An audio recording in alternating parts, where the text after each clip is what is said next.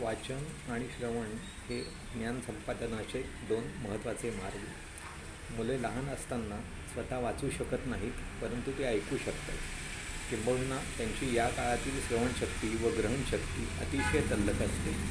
अगदी लहानपणापासून मुलांना वाचून दाखवल्यामुळे मुलांच्या बौद्धिक विकासात मौलिक भर पडते.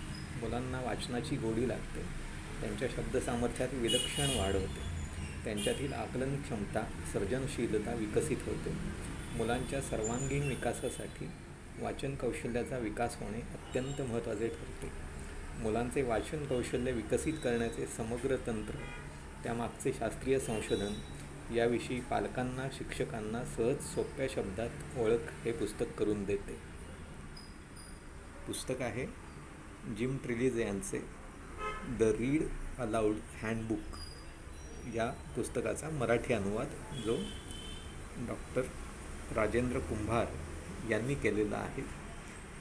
पुस्तकाचे नाव मुलांना वाचून दाखवा आणि त्यांचे आयुष्य घडवा.